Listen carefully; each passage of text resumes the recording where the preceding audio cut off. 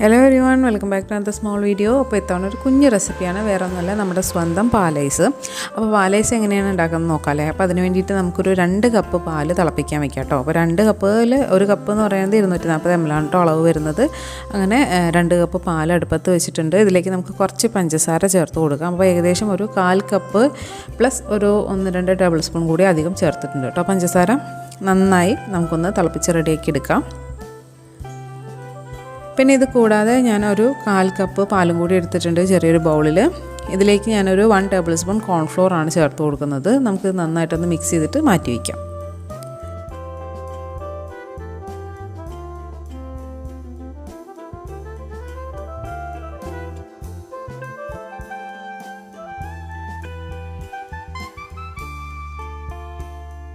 അപ്പോൾ അതേ നമ്മുടെ പാല് നന്നായി തിളച്ച് വന്നിട്ടുണ്ട്. ഇതിലേക്ക് നമ്മൾ മാറ്റി വെച്ചിട്ടുണ്ടല്ലോ കോൺഫ്ലോർ ചേർത്തിട്ടുള്ള പാലുണ്ടല്ലോ, ആ പാല് നമുക്കിതിലേക്ക് ചേർത്ത് കൊടുക്കുക. ചേർത്ത് കൊടുത്തിട്ട് നന്നായിട്ട് ഇളക്കിയെടുക്കുക. കട്ട കെട്ടാതെ നോക്കണം. നല്ലതുപോലെ ഇളക്കി റെഡിയാക്കി എടുത്തതിന് ശേഷം ഇതിലേക്ക് ഇനി കുറച്ച് കുഞ്ഞു ചേരുവകളും കൂടി ചേർക്കാനുണ്ട്. അതും കൂടി ചേർത്ത് കൊടുക്കാം.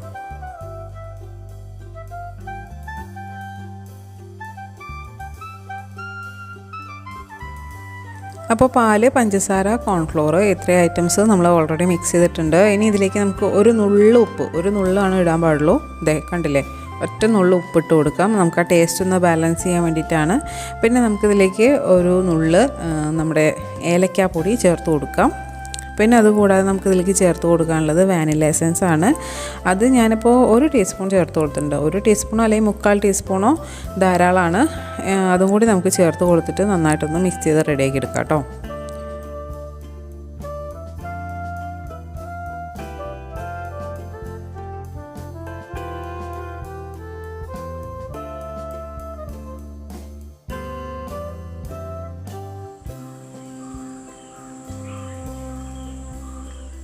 അപ്പോൾ ഇതേ നമ്മുടെ പാലൈസിൻ്റെ കൂട്ട് റെഡി ആയിട്ടുണ്ട്. പാല് ഒരു 2 കപ്പ്, പിന്നെ അതുപോലെ തന്നെ പഞ്ചസാര ഒരു 1/4 കപ്പോളം, പിന്നെ കോൺഫ്ലോർ ചേർത്ത് പാൽ ചേർത്ത് കൊടുത്ത്, പിന്നെ ഒരു നുള്ള് ഉപ്പും ഒരു നുള്ള് ഏലക്കാപ്പൊടി, അതുപോലെ തന്നെ ഒരു 3/4 to 1 ടീസ്പൂണോളം വാനില എസൻസ്. അപ്പോൾ ഇത്രയും ഐറ്റംസൊക്കെ ചേർത്ത് തിളപ്പിച്ചെടുത്ത പാല് കുറച്ച് നേരം ഒന്ന് ചൂടാറാൻ വയ്ക്കും. ഒരെല്ലാം ചൂടായി കഴിഞ്ഞ് കഴിഞ്ഞാൽ നമുക്ക് നമ്മുടെ പോപ്സിക്കിളിൻ്റെ മോൾഡിൽ ഒഴിച്ചിട്ട് സെറ്റാക്കി എടുക്കാം കേട്ടോ.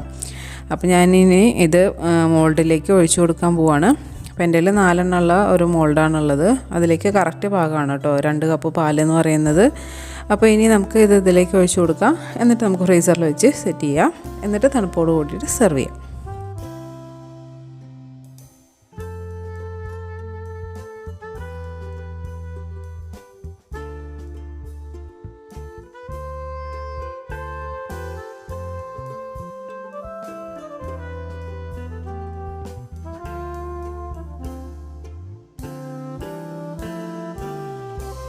സോ നമ്മുടെ ഇതേ സിമ്പിളായിട്ടുള്ള ഹോം മെയ്ഡ് പാലൈസ് റെഡി ആയിട്ടുണ്ട്. സിമ്പിൾ ആൻഡ് ഈസി റെസിപ്പിയാണ്, എല്ലാവർക്കും ഇഷ്ടമാവും, പ്രത്യേകിച്ച് കുട്ടികൾക്ക്.